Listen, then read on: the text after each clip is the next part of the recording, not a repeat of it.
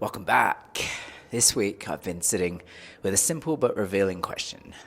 Where did another person, situation, or emotional reaction impact something within me? Not as a problem to solve, not as something to fix, but as something to notice. Because so often what moves us isn't what's happening on the surface, it's what's being touched underneath. This is a reflection on the teaching that, and I think it really speaks into the Bible verse, judge not lest ye be judged, that when we judge others, really it's a reflection of ourselves, because others are a reflection of us. We are all an expression of the one consciousness, and what we see in others is an opportunity to witness that thing in ourselves, especially when it's a judgment. So that's been a very supportive teaching for me this last week. And this last week was Art Week in Mexico City. And for me, that didn't mean 7 nights of excess. It meant one night fully chosen. And the rest of the week lived in a way that honored my body, my energy, and my nervous system. Tiffany and I attended a gathering called Sakbe. It was a space filled with beautiful, curious, expressive humans from all over the world. And for the first few hours, we welcomed guests with kapal and word casting, small moments of presence to set the tone for their evening. And then, after dropping in with each other, we moved into a night of playful exploration, encountering people who felt familiar and yet dictionaries apart, an entirely different anthology of scars and gifts. We danced, we enticed, we enjoyed an evening and morning of sensuality that went far beyond physical contact. And what struck me wasn't the stimulation, it was the clarity. I noticed something important. I had desires, preferences, fantasies even, and yet I wasn't attached to any of them being met. There was no sense of lack, no urgency, no bargaining with reality. Simply presence, simply being. And that's something Tantra points to again and again. Desire doesn't create suffering. It's attachment that creates suffering. A forgetting. A misunderstanding. When desire is held without demand, it becomes playful. And when it's gripped tightly, it becomes painful. And I can feel the difference in my body. It's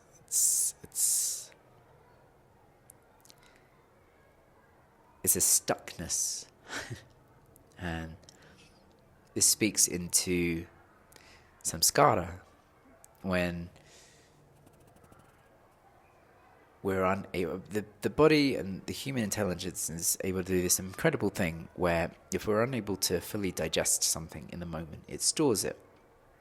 Beautiful thing. And it does that energetically in the same way it does with glucose, right? You take a glucose, and if you don't need to use it, it stores it as glycogen. Okay, A-level biology coming back out of nowhere. I'm pretty sure that's right. If I'm mistaken, please correct me. And the idea being, from a tantric point of view, is that it stays in the system until we're ready to digest it. The problem is that energy stuck in the body can lead to dis-ease, and why it's necessary to, when life flows through us and begins to pluck at the strings of that stuck energy, it's an invitation, an indication for us to digest something that we have overlooked. And this week's study has been around 2 tantric principles, vimarsha, reflection, and pratyabhijna, recognition. At their essence, they point to this. What we often experience as separation is actually a moment asking to be recognized. Instead of, why is this happening to me? The invitation becomes, what part of me is being revealed here? Judge not, lest ye be judged. Not intellectually, somatically, emotionally, energetically. When we meet, experience this way, something softens. We stop fighting life. We stop fighting each other. We stop shouting and start listening. We stop shouting and we start listening. If you take anything away from you from this video, let it be that. Okay, moving on. Tiffany and I are hosting our first Valentine's Temple this week, and we've been preparing. And for myself, that has meant getting very clear on my own agreements with myself. Not rules, not control, but self-honoring boundaries. Defining the playground within which to be able to play. It's that idea that creating boundaries creates freedom. Jordan Peterson has this thing about it's the rules of the game that define the ability to be able to play freely. Without rules, it's just chaos. It's too many choices. When we constrain ourselves, when we define boundaries and limitations, it allows for freedom of expression.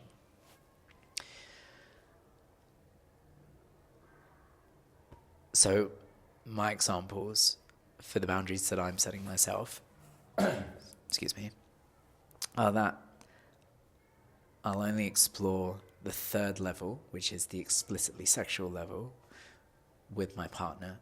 And if she leaves, then I leave too. And if she moves to that level, my desire, my request is, my ask is to be informed. These aren't restrictions. These are what allow freedom to be safe, to be playful.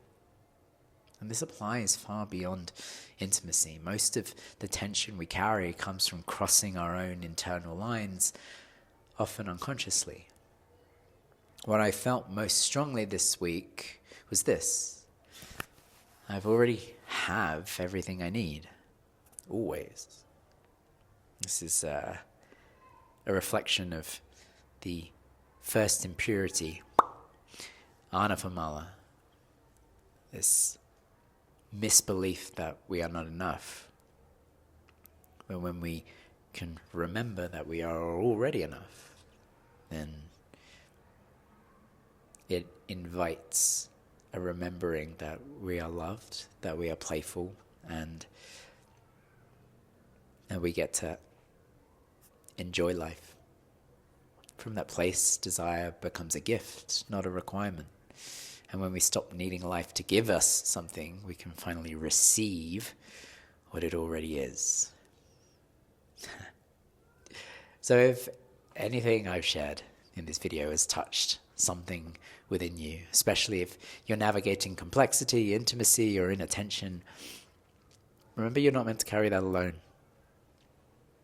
That's why I created the Aligned Living Collective, the space where each week share tantric teachings that I'm sitting with, my own life reflections, how they interweave with what's going on with me, as well as ways to integrate insight into lived experience.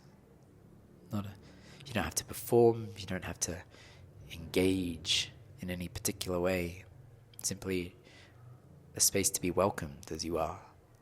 And if you feel called to work more directly through one-to-one aligned tantric integration, those pathways are open too. You can find links for that in the description. And we have a mastermind coming up, which I'm excited about. An opportunity to build community, to share these ideas, and to be able to integrate it into your life. I gotta find, what was the language used that we wrote down? Bear with me. It was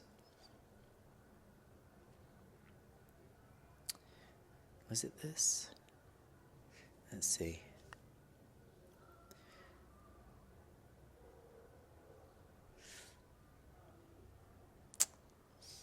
don't think I can find it there. But it's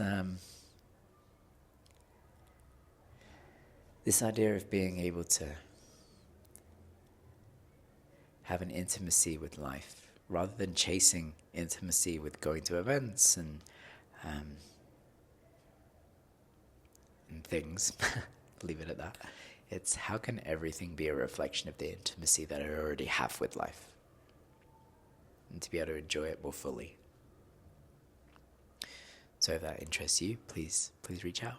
And finally, if you're going through a challenging moment right now, please know that by interacting with someone, by talking about it, speaking about it, and being heard in it, even naming what's going on to one person can change everything. You don't have to carry that cross alone. So, thank you for being here, and see you next week. Salut.